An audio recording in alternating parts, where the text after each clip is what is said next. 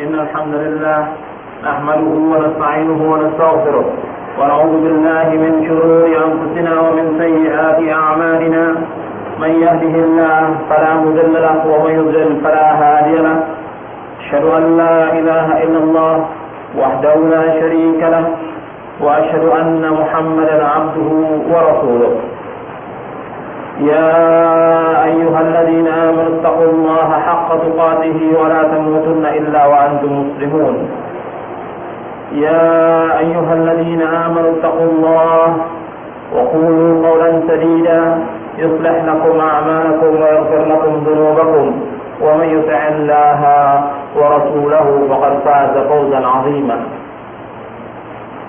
أما بعد فإن أصدق الحديث كتاب الله وخير الحديث هدي محمد صلى الله عليه وسلم وشر الأمور محدثاتها وكل محدثة بدعة وكل بدعة ضلالة وكل ضلالة في النار.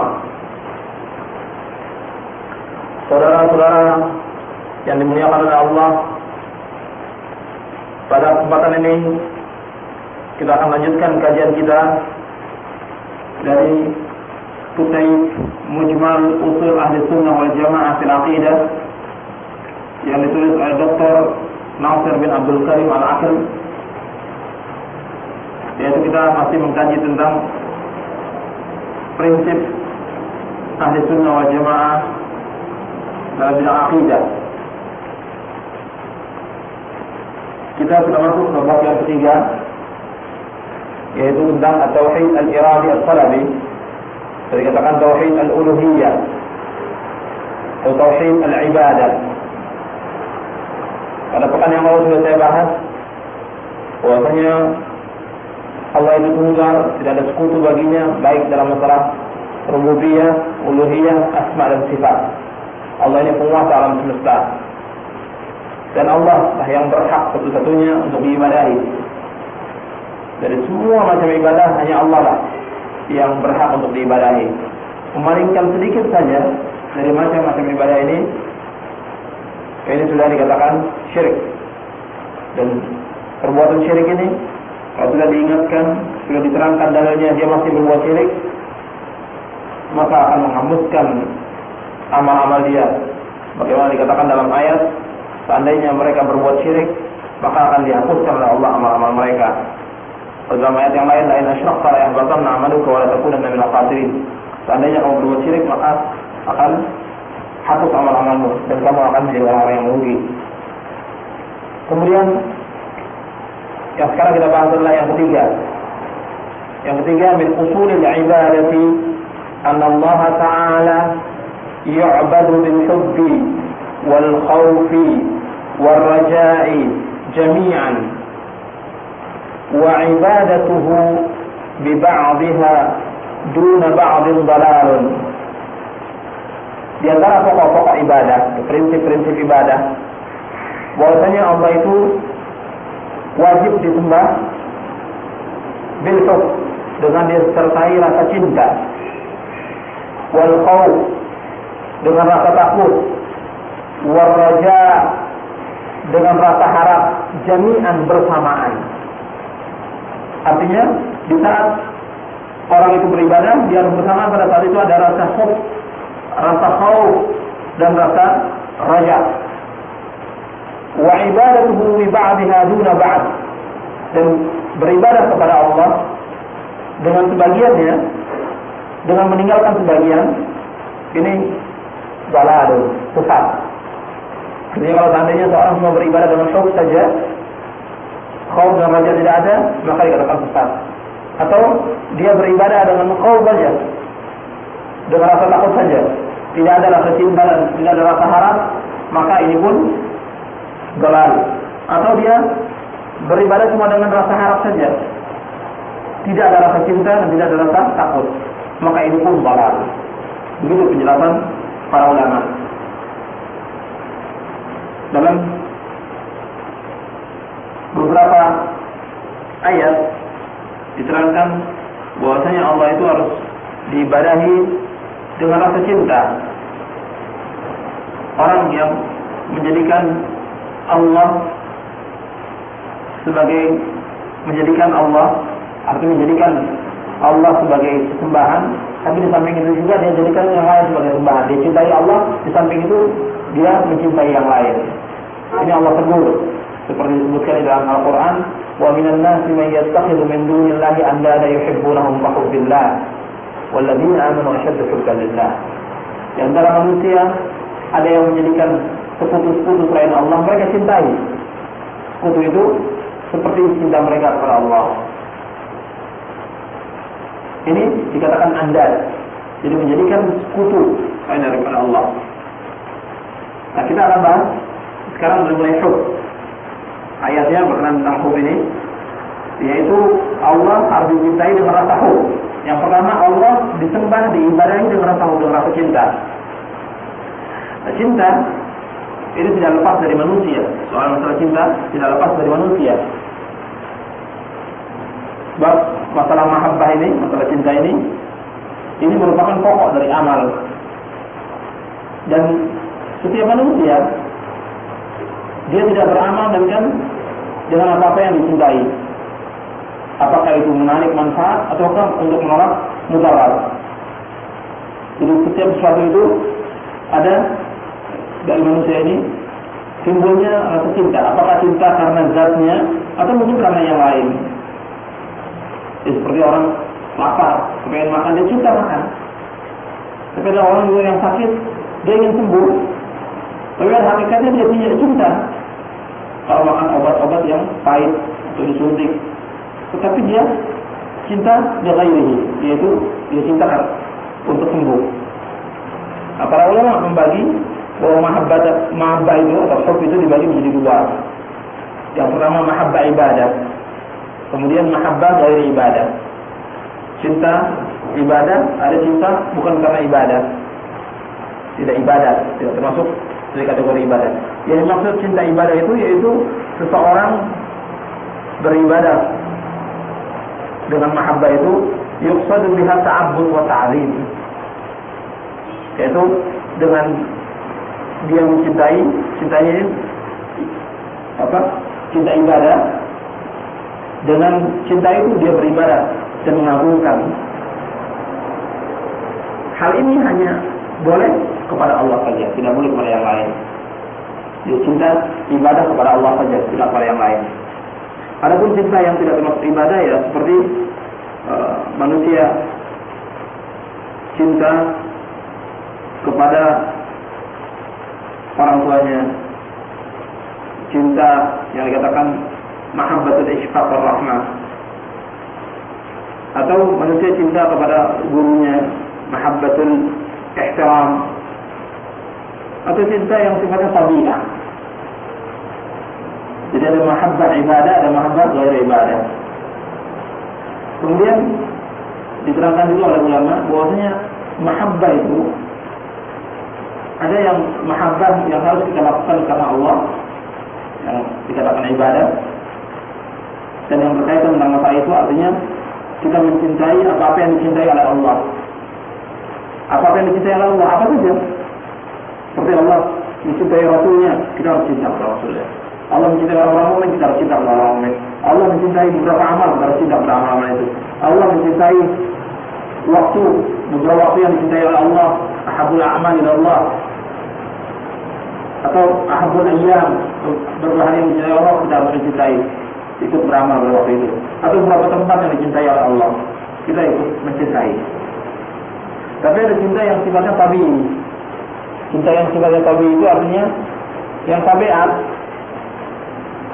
Ya seperti tadi sudah saya katakan, yang menurut tabiat manusia ini cinta kepada sesuatu, seperti cinta kepada orang tuanya, cinta kepada gurunya, atau cinta kepada makan, tidur dan lain-lain. Selama tidak bertentangan dengan syariat cinta ini, maka ini tidak dikatakan melanggar. Tapi yang dimaksudkan dalam kitab ini bahwa Allah itu harus dicintai dengan rasa hub, cinta ibadah. Dan Allah harus dicintai lebih dari yang lain. Pada dalam ayat dikatakan dalam surah At-Taubah ayat 24, "Qul in kana aba'ukum wa abna'ukum" sampai akhir, "Wa abna'ukum wa abna'ukum wa ikhwanukum wa azwajukum wa ashiratukum wa amwalun iqtaraftumuha wa tijaratun takhshawna kasadaha wa masakin tardawnha ahabba ilaykum min Allahi wa rasulihi wa jihadin fi sabilihi fatarabbasuu hatta ya'ti Allahu bi amrihi." Dikatakan dalam ayat itu, seandainya bapak-bapak kamu, anak-anak kamu, saudara kamu, keluarga kamu lebih kamu cinta dari Allah dan Rasulnya. Ayatnya panjang, ayat itu diterangkan, seandainya semua itu lebih kamu cintai dari Allah dan Rasulnya, maka tunggu, Allah akan azab kamu. Jadi seorang mukmin dia harus mencintai Allah lebih dari yang lainnya, mencintai Rasul lebih dari yang lainnya. Sebagaimana dalam hadis Anas disebutkan, anna Rasulullah SAW qala la yu'minu ahadukum hatta akuna ahabba ilayhi min waladihi wa walidihi wan nas ajma'in. Rawahul Bukhari wa Muslim. Dari Anas bahwasanya Rasulullah SAW bersabda, tidak beriman seorang dari kamu sehingga aku lebih dicintai dari anaknya, orang tuanya dan semua manusia. Ada sini diriwayatkan oleh Imam Bukhari dan Muslim. Jadi seorang itu dia harus mencintai Allah dan Rasulnya lebih dari yang lainnya. Ini hub yang berbentuk ibadah. Artinya kalau hub kepada Allah itu bentuknya tunduk, patuh, taat dengan sujud dan rukuk, tapi hub kepada Rasul itu dengan melaksanakan perintah-perintah ittiba'ur Rasul, mengikuti Rasulullah SAW. Kemudian setelah itu al-khauf. Harus kita ibadah dengan khauf. Jadi ibadah itu pertama diiringi dengan khauf. Kemudian di saat itu pula kita ada rasa khauf. Jadi dengan kita cinta kepada Allah karena Allah yang banyak memberikan segala macam kepada kita. Allah telah banyak memberikan apa saja kepada kita. Karena umumnya manusia cinta kepada sesuatu itu karena ada beberapa hal dia cinta itu. Ya, karena umpamanya dia banyak memberikan, dia banyak berjasa, dia banyak memberikan manfaat dan lainnya. Nah, sekarang Allah itu maha segalanya. Artinya semua manusia diberikan oleh Allah. Diberikan, diciptakan, diberikan rezeki, diberikan fasilitas dan lain-lain. Maka hanya Allah saja yang harus dia cintai. Karena Allah yang memberikan segala sesuatu kepada dia. Nah, dalam beribadah dengan rasa cinta. Jadi kita ibadah itu dengan rasa cinta karena Allah. Cinta kepada Allah. Karena dia yang memberikan segala macam kepada kita. Dia yang menciptakan. Kemudian wal khauf. Ada rasa khauf. Rasa khauf itu rasa takut. Jadi kita takut kepada Allah di samping rasa hub, rasa cinta. Dalam beribadah juga kita harus ada rasa khauf, rasa takut kepada Allah. Karena dalam masalah khauf, yaitu kita takut dengan rasa khauf ini kita akan menjauhkan larangan-larangan Allah. Jadi kalau mahabbah itu dengan cinta kita kepada Allah, kita akan melaksanakan perintah Allah. Tapi dengan rasa khauf ini kita akan berusaha menjauhkan larangan-larangan Allah. Jadi dengan mahabbah ini kita taat kepada Allah, dan dengan khauf ini kita meninggalkan maksiat. Karena kita takut terhadap azab dari Allah SWT. Dan khauf mahabbah ini tidak boleh lepas, harus berjalan. Khauf yang maksudnya di sini ulama membagi khauf itu ada dua. Ada khauf yang sifatnya ibadah. Jadi khauf yang sifatnya ibadah, yang mesti dia takut kepada Allah saja, tapi dia justru takut kepada yang lainnya. Ya, khauf ibadah ini kalau seandainya manusia lakukan, maka orang itu telah berbuat syirik. Seperti khauf ibadah itu orang-orang takut kepada patung-patung. Nanti patung ini akan memberikan mudarat. Tidak khawatir. Jadi kalau seandainya tidak memberikan sesajen kepada patung-patung itu, di patung ini akan memberikan mudarat. Atau takut kepada orang yang sudah mati, nanti akan datang lagi ke dunia dan lain-lain. Kemudian akan merusak keluarga kalau seandainya kita tidak datang menziarah kuburnya atau tidak memberikan sesuatu. Nah, ini yang sifatnya ibadah tak boleh. Kalau seandainya dilakukan manusia syirik. Atau takut kepada wali-wali. Kalau tidak datang ke wali-wali, nanti kualat dan lain-lain. Itu yang dilakukan oleh manusia. Khauf yang seperti ini khauf ibadah. Kalau dilakukan, dia berdosa. Bahkan syirik. Dikatakan oleh para ulama, syirkun akbar. Bisa mengeluarkan orang itu dari agama ini. Jadi mestinya dia takut kepada Allah, dia melaksanakan perintah Allah, tapi takutnya kepada patung-patung sampai disembah patung itu. Dia takut kepada orang-orang yang sudah mati sampai disembah orang yang sudah mati itu. Sampai kuburnya ditawaf. Dia tahu di kubur itu. Atau dia takut kepada wali-wali yang dianggap wali oleh mereka. Karena sudah saya terangkan, kita harus tahu dulu tentang pengertian wali ini. Itu sudah saya jelaskan di bab pertama. Soal wali dengan yang bukan wali. Ada perbedaan antara wali-wali Allah dengan wali-wali syaitan. Nah, masyarakat banyak yang sampai takut. Sampai setiap sebulan atau 2 bulan atau bulan-bulan itu mereka harus datang. Kalau tidak, akan bahaya rumah tangganya. Nah, ini yang tidak benar. Jadi takut yang seperti ini, takut penghuni kubur, takut kepada patung, takut kepada hal-hal yang orang itu dengan takutnya dia menyembah, dia melakukan ibadah dengan takut itu. Nah, yang seperti ini hukumnya syirik. Karena kita takut hanya kepada Allah saja. Yang dengan takut kita kepada Allah, takut kita kepada siksa Allah, takut kita kepada neraka, dengan itu kita beribadah kepada Allah dengan sebenar-benar ibadah. Kalau kita takut terhadap azab Allah di dunia dan akhirat. Ada pun kepada patung tidak bisa memberikan manfaat apa-apa dan tidak bisa memberikan mudarat. Kuburan tidak bisa memberikan manfaat dan tidak bisa memberikan mudarat. Wali-wali tidak bisa memberikan manfaat dan tidak bisa memberikan mudarat. Yang bisa memberikan manfaat dan mudarat hanya Allah saja. Jadi kita harus takut kepada Allah. Jadi takut khauf wal khasyah ini hanya kepada Allah saja, tidak kepada yang lainnya. Dan ada yang takut yang sifatnya tabi'i, ada. Kalau takut yang sifatnya tabi'i, umumnya orang takut kepada binatang buas, takut jatuh dari tempat yang tinggi. Dan yang lain ini wajar. Takut yang seperti ini, takut yang wajar. Tapi kalau seandainya manusia takut tidak bisa memberikan makan kepada anaknya, nah ini takut yang seperti ini, takut ibadah, yang mesti dia takut kepada Allah. Tapi dia lakukan kepada yang demikian kepada anaknya, karena yang memberikan rezeki adalah Allah. Ada orang-orang yang takut punya anak satu, yang umum takut mempunyai anak lebih dari 2, karena takut tidak bisa memberikan makan. Takut kalau seandainya dia punya anak lebih dari 2, nanti tidak bisa makan anak ini dan lainnya. Padahal yang memberikan rezeki adalah Allah. Jadi ketakutan yang seperti ini, ketakutan yang tidak wajar, yang tidak benar. Bukan takut tabi'i ini. Kalau takut tabi'i tadi hampir semua manusia sama. Takut pada binatang buas kan manusia sama. Takut yang seperti ini, takut dari tempat yang tinggi, takut terbakar oleh api. Ini tabi'i tempatnya. Nah, tidak apa-apa. Tapi yang tabi ini juga digariskan, artinya digariskan oleh syariat. Kalau takut yang tabi ini akan membawa kepada meninggalkan yang wajib, ini pun jadi haram. Sebenarnya takut lewat jalan situ karena ada binatang itu, kemudian dia tidak melakukan sholat yang wajib dalam berjamaah atau tidak melakukan sholat yang 5 waktu, ini pun tidak boleh. Jadi haram takut ini, berdosa dia. Bahkan meninggalkan yang wajib itu juga dia berdosa.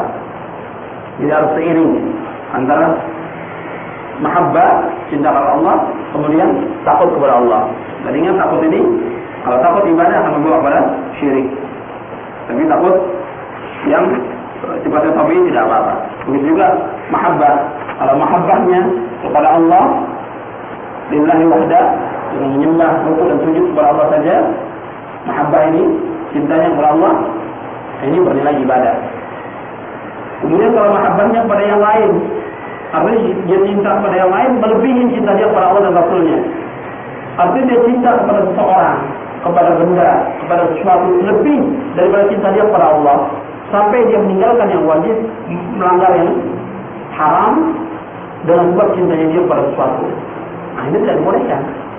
Haram, bisa membawa kepada syirik seperti yang dilakukan oleh sebagian orang yang disebutkan oleh Allah dalam Al-Quran dalam surah Al-Baqarah ayat 165. Wa minan nasi may yattakhidhu min dunillahi andada yuhibbunahum ka hubbillah.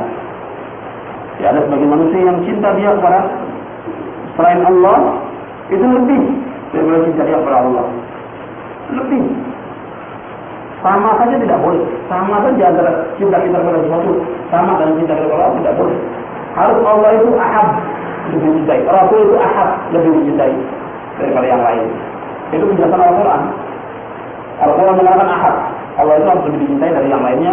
Kemudian Rasul juga harus lebih dicintai. Harus cinta kepada Allah itu dengan tunduk patuh, dengan beribadah kepada Allah, rukuk dan sujud. Adapun cinta kepada Rasul dengan mengikuti perintahnya, menjauhi larangannya, yaitu yang dikatakan ittiba. Kemudian dikatakan lagi wal raja. Dalam kita cinta kepada Allah, itu juga harus diiringi dengan raja, dengan rasa harap. Tidak boleh kita tinggal rasa harap ini. Khauf dan raja. Sering ulama menyebutkan al-khauf wal raja. Seiring khauf dan raja.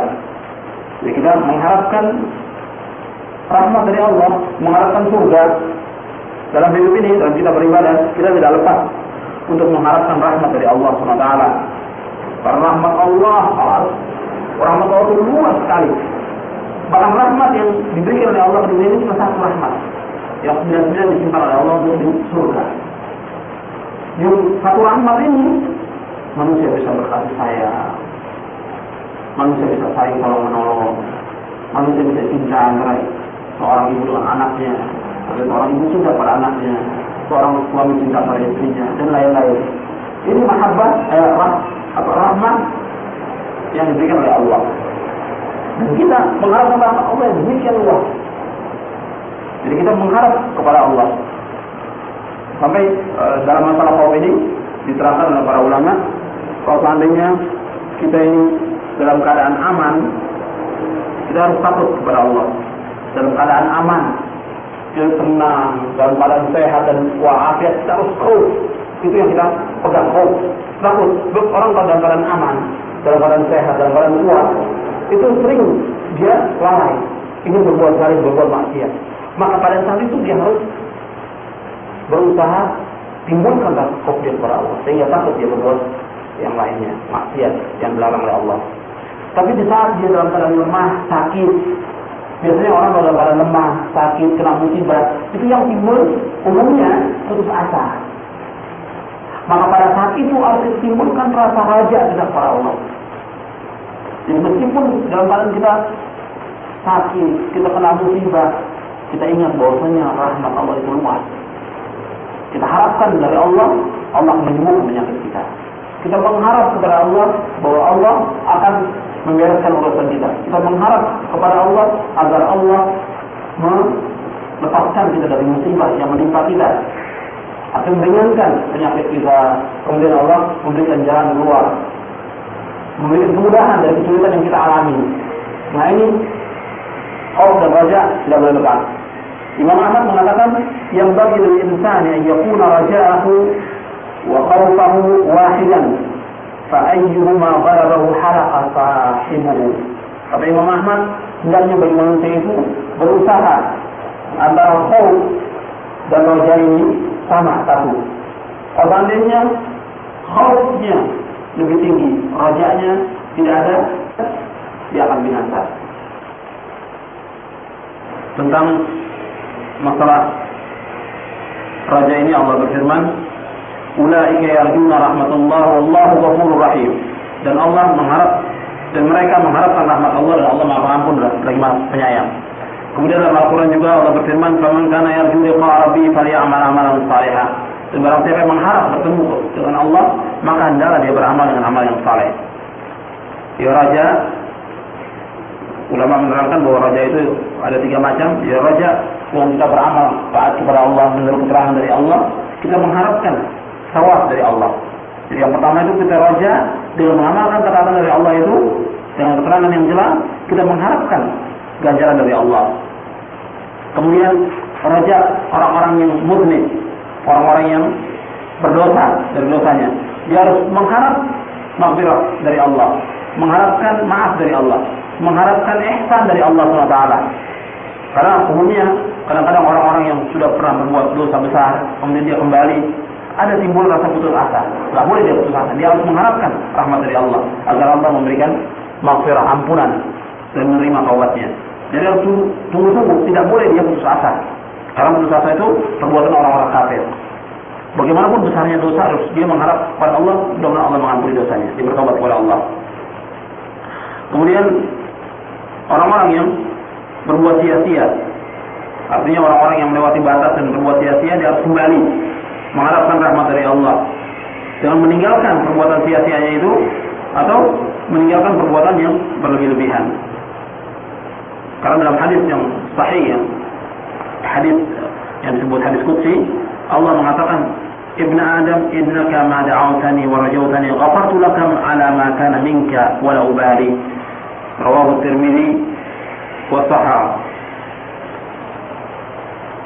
Rasulullah bersabda, wahai anak Adam, sesungguhnya engkau berdoa kepadaku dan engkau mengharap kepadaku, aku akan ampunkan dosamu apa-apa yang kamu kerjakan. Wala ubali, dan aku tidak pedulikan. Artinya aku ampunkan betapapun besarnya dosa kamu. Jadi seorang itu harus mengharap dalam beribadah kepada Allah itu, mengharapkan ganjaran dari Allah. Orang yang berdosa mengharapkan ampunan dari Allah. Kemudian orang-orang yang melewati batas, orang-orang yang menyia-nyiakan, segera kembali kepada Allah. Kemudian dia mengharapkan rahmat dari Allah dengan mengamalkan artinya amal yang wasat, tidak berlebihan dan tidak pula menyia-nyiakan. Ini penjelasan para ulama tentang masalah khauf dan raja. Jadi tidak boleh kita melaksanakan sebagian, meninggalkan sebagian. Maka di sini dikatakan, kalau seandainya seorang beribadah dengan khauf saja, dal, dengan khauf saja, dal, dengan raja saja, sesat. Semuanya dia harus bersamaan.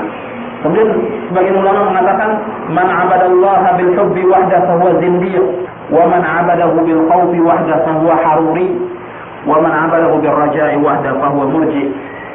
Sebagian ulama mengatakan, barang siapa yang beribadah kepada Allah dengan rasa cinta saja, maka dia termasuk orang yang zindiq. Barang siapa yang beribadah kepada Allah dengan rasa khauf saja, semata-mata rasa khauf, maka dia termasuk orang-orang yang haruri. Itu orang-orang khawarij. Dan barang siapa yang beribadah kepada Allah dengan rasa harap saja, maka dia termasuk orang-orang yang murji. Di sini dikatakan, barang siapa yang beribadah kepada Allah dengan rasa khauf, dengan khauf saja, khauf rasa cinta. Jadi cuma rasa cinta saja, artinya dia merasa lezat dengan kecintaan itu. Karena khauf itu biasanya kita lezat bi fi'lihi. Orang yang dikatakan khauf itu cinta, dia merasa lezat dengan perasaannya, dia merasa lezat. Jadi dia beribadah dengan perasaannya, dengan perasaan cinta itu, dia akan bertemu dengan kesatan. Zindik, zindik ini arti munafik. Yuzhirud din wa yubtinul haqiqah. Dia menunjukkan seolah dia orang-orang yang beragama, Islam ditunjukkan, tapi sebenarnya ada kemunafikan dalam hatinya. Jadi zindik ini munafik, sudah kafir zindik ini. Jadi banyak orang-orang tasawuf yang beribadah dengan hub saja. Artinya dengan hub mereka beribadah dengan cinta. Saya cinta dengan beribadah itu dengan musik.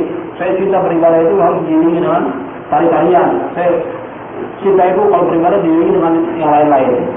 Jadi dengan cinta itu tanpa dia rasa takut. Kalau dia rasa takut, dia akan melihat bahwa Allah melarang perbuatan ini haram, tidak boleh. Dia akan menjauhkan. Tapi kalau tidak ada cinta saja, dia akan hancur. Seperti orang-orang yang sekarang banyak melakukan ibadah dari kalangan tarekat tasawuf itu, di sini dia.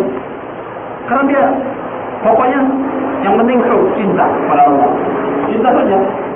Jadi cinta menurut dia, tidak menurut Allah dan Rasulnya, cinta menurut dia dilaksanakan semua yang dicintai menurut perasaannya, enak, lezat, dia beribadah dengan cara itu.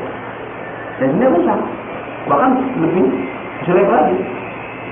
Bisa perbuatan itu dengan dia berzina, dia mengatakan itu merupakan ibadah. Karena dia mengalami kenikmatan dengan itu. Atau dia melakukan maksiat dan lain-lain. Karena saya cinta dengan maksiat itu jadikan ibadah, sarana untuk ibadah. Nauzubillah dari. Kemudian, wa man abadahu bil khawf wahda fa huwa hawi. Dan barang siapa yang beribadah kepada Allah dengan rasa khauf saja, maka dia termasuk orang-orang yang haruri. Haruri itu artinya khawarij. Khawarij ini satu firqah yang dikatakan firqah dhalah, sesat, karena dia mengkafirkan. Khawarij ini cirinya dia mengkafirkan orang-orang yang berbuat dosa besar. Ya, orang yang berbuat dosa besar itu dikatakan kafir. Ya, Khawarij ini orang yang keluar dari khilafah. Jadi asalnya dia bersatu. Ini kejadiannya pada zaman Ali bin Abi Thalib. Dari dia bersatu kemudian keluar dari keputusan Amirul Mukminin Ali bin Abi Thalib. Kemudian dia meninggalkan Ali bin Abi Thalib. Kemudian dia meninggalkan jamaah muslimin, pindah ke tempat yang dinamakan Harura. Tempatnya ini di Harura. Nah, sehingga dia dikatakan Haruri. Kalau tempatnya dia tinggal itu satu tempat namanya Harura, sehingga orang menisbatkan dia kepada Haruri. Soal ibadahnya, mereka ibadah hampir sama dengan ibadah kaum muslimin. Tapi dikatakan dalam hadis, la yujawizu yaqra'una al-Qur'an la yujawizu hanajirahum yamruquna min ad-din kama yamruqu sahmun min ar-ramiyah. Dalam hadis Nabi yang sahih, Nabi bersabda, mereka membaca Al-Quran tapi Al-Quran itu tidak melewati tenggorokan mereka. Mereka keluar dari agama ini bagaimana keluar anak panah dari busurnya. Ini Haruri. Jadi orang Khawarij, dia lebih tinggi rasa khofnya, para ketakutan dia sampai mereka tuh tidak mau berbuat dosa yang besar. Tidak berbuat dosa besar.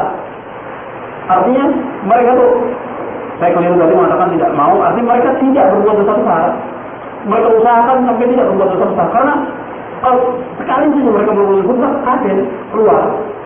Jadi ibadahnya luar biasa mereka.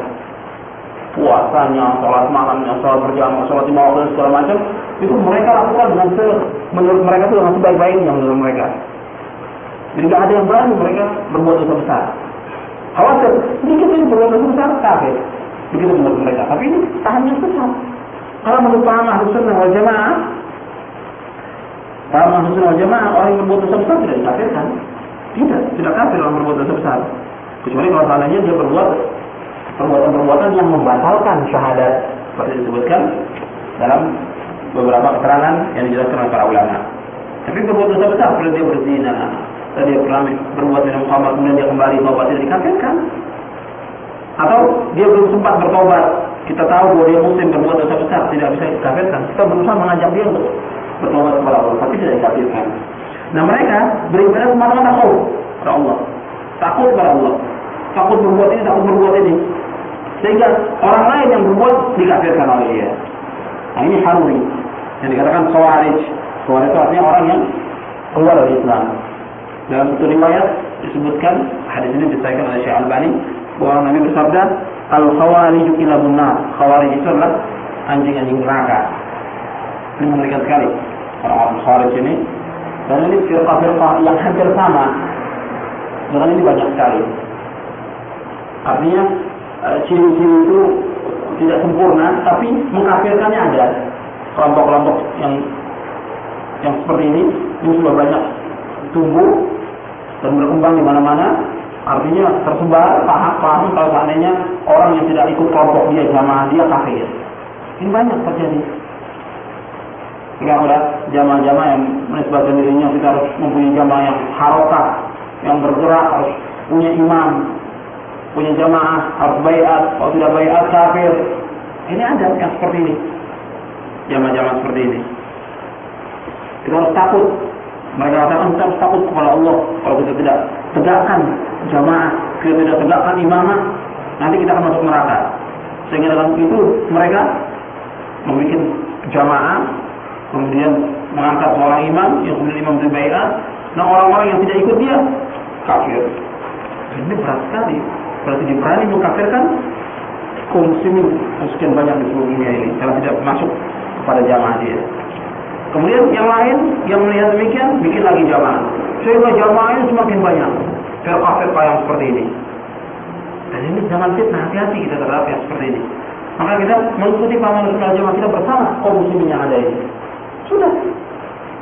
Jangan kita merasa bahwa kita ini harus membuat jamaah, harus bikin imamah, kemudian kita mengkafirkan orang lain. Nauzubillah min dzalik. Ini ada orang-orang yang seperti ini karena semangatnya dalam beragama, kemudian ingin menegakkan Islam dengan cara yang salah, yang tidak mengikuti manhaj ulama Ahlus Sunnah wal Jamaah. Jadi manhaj Ahlus Sunnah wal Jamaah ditinggalkan lagi. Ini yang keliru. Kemudian sebagian ulama mengatakan lagi Selanjutnya, wa man abalahu birraja'i wahdahu fa huwa murji. Dan barang siapa yang beribadah kepada Allah dengan raja saja, dengan rasa harap saja, maka dia termasuk murji. Murji itu murji'ah.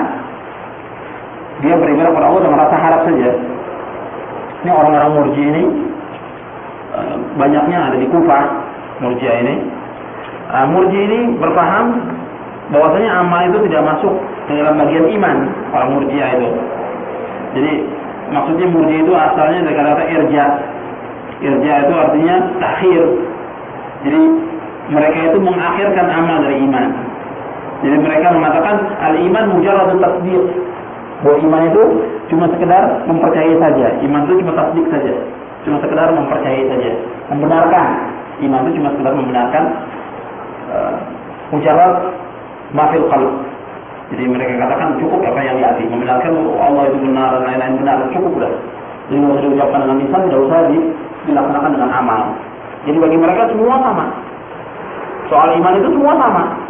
Jadi imannya kita ini sama dengan Abu Bakar. Tidak mungkin. Dia berbeda dengan semua itu berbeda dengan amal. Nah ini kaum Murji'ah. Jadi orang yang beribadah kepada Allah cuma dengan raja aja harap. Jadi orang yang berbuat maksiat dan segala macam tetap iman. Atau orang-orang yang berbuat syirik dan segala macam tetap iman. Karena mereka mengharapkan raja saja.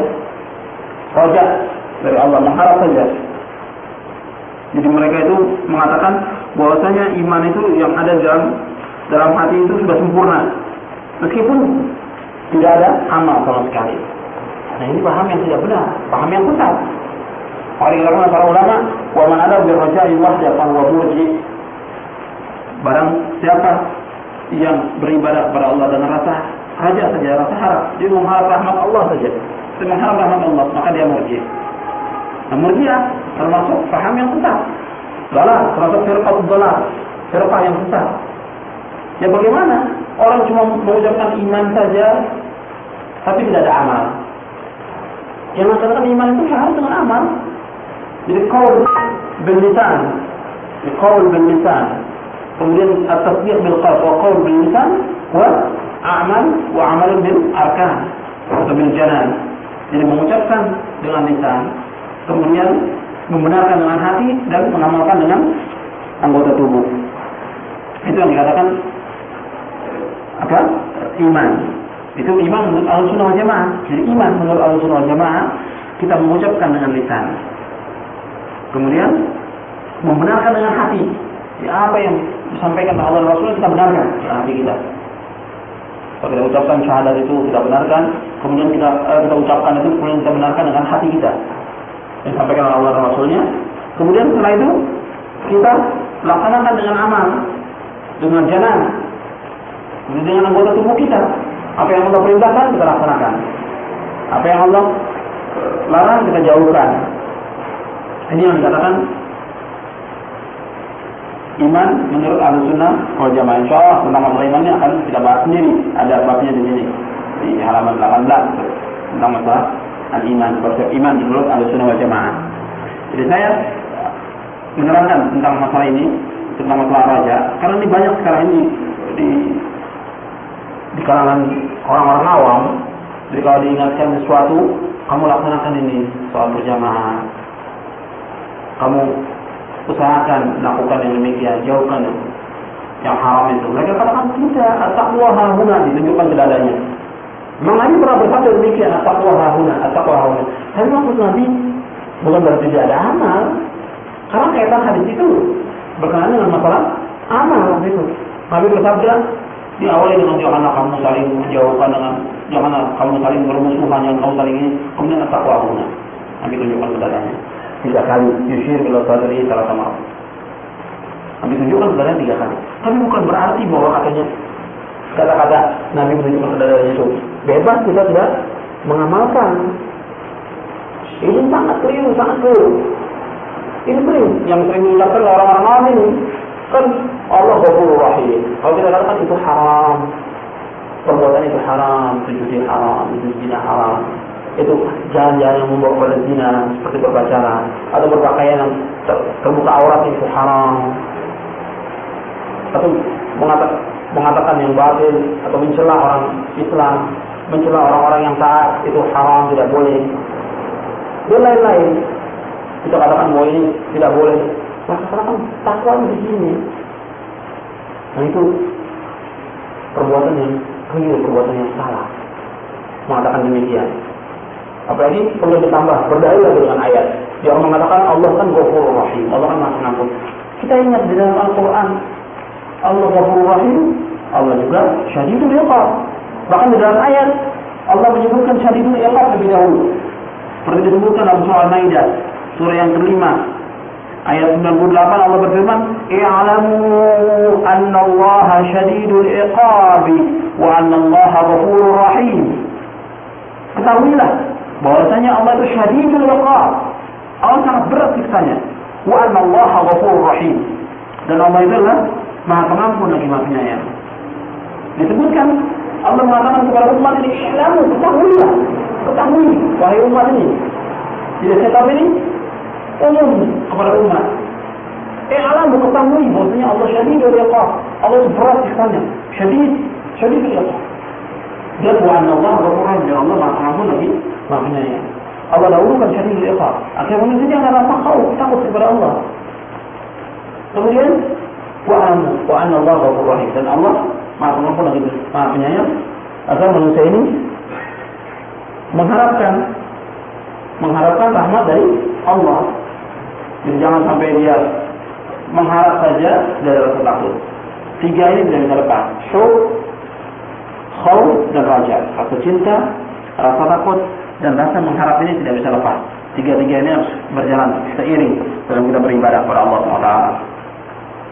Jadi perbuatan orang-orang awam atau perkataan orang-orang awam yang mengatakan bahwa yang lebih itu iman di sini, tapi di samping itu dia melanggar. Atau perempuan waktu dikatakan kamu pakai busana muslimah, tutup aurat kamu. Itu nggak penting, yang penting takwa di sini. Benar, salah. Karena Allah akan melihat perbuatan, Allah akan melihat hati manusia, Allah juga akan melihat kepada amal manusia. Allah tidak melihat kepada bentuknya, muka manusia tidak. Allah dalam hadis dikatakan, "Inna Allah la yanzuru ila suwarikum, walakin yanzuru ila qulubikum wa amalikum." Dalam hadis yang sahih dari Imam Muslim, "Inna Allah la yanzuru ila suwarikum." Allah tidak melihat kepada suara, arti bentuk kamu, muka kamu cantik atau tidak cantik, bagus atau tidak bagus, ganteng atau tidak ganteng. Allah tidak melihat yang demikian. Tapi Allah melihat yang dulu ila qulubikum wa amalikum. Allah melihat kepada hati kamu. Yang pertama hati dilihat, niatnya benar atau tidak. Kemudian amal, dilihat dari amalnya. Karena ini pokok amal. Bagaimana amal itu sudah dilihat? Kalau orang mengatakan takwa itu yang berinti, tapi dia tidak paham. Yang bagaimana dikatakan dia orang Muslim, orang yang bertakwa? Atau minimal apa bisa dikatakan dia sebagai orang Muslim yang tidak paham? Atau seorang muslimah dengan dia tidak pakai busana muslimah dia mengatakan takwa di sini. Yang penting perbuatan kita baik dengan masyarakat. Tidak cukup. Syariat harus dilaksanakan. Bagaimana menurut perintah Allah dalam Al-Quran itu dilaksanakan. Bagaimana menurut hadis itu dilaksanakan. Baru kita mengatakan kita berusaha untuk menjadi orang yang takwa. Tapi kemudian kita mencap diri kita takwa di sini. Dari mana? Tidak pernah dicontohkan oleh Rasulullah SAW yang demikian. Dan ini sering dijadikan dalil oleh orang-orang awam. Jadi kalau diingatkan sesuatu, ya sudah, yang penting takwa di sini. Kemudian alasan lagi, Allah kan Ghafurur Rahim. Jadi perbuatan maksiat yang mereka lakukan terus-menerus mengatakan Allah Ghafurur Rahim. Berarti mereka tahu di saat itu bahwa Allah Maha Pengampun, di saat itu juga Allah Maha Syadidul Iqab, akhirat siksanya.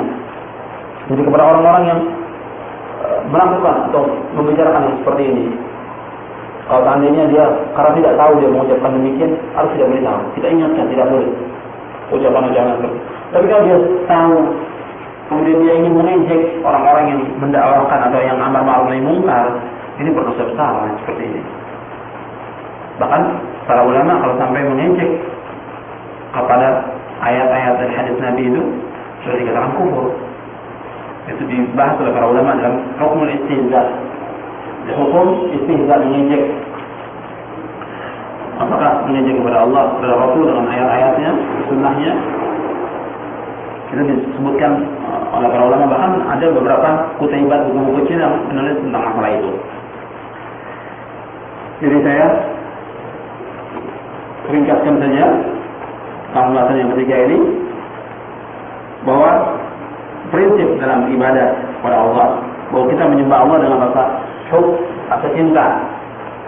Ingat, dengan rasa hub, rasa cinta, wal khauf, rasa takut, wal raja, dan rasa harap. Semuanya. Kalau cinta ini harus ada pada setiap waktu, tetap harus ada cinta ini. Mengharap kepada Allah SWT agar Allah meringankan musibahnya. Kemudian orang-orang yang berbuat dosa besar, dia harus kembali kepada Allah. Dia mengharapkan rahmat dari Allah agar Allah mengampuni dosa-dosa yang dia lakukan. Dia tidak boleh putus asa. Pada saat kita kena sakit, kena musibah, kita harus tinggikan rasa raja kepada Allah SWT. Ini saja yang perlu saya sampaikan. Ini dalam kita beribadah, rasa syuk, rasa raja, rasa khauf harus seiring tiga-tiga ini. Cuma dalam beberapa hal, yang satu ditinggikan dari yang lainnya. Saya pikir cukup sampai di sini, mudah-mudahan bermanfaat. Wassalamualaikum warahmatullahi wabarakatuh. Subhanakallahumma wa bihamdik, asyhadu an la ilaha illa anta, astaghfiruka wa atubu ilaik.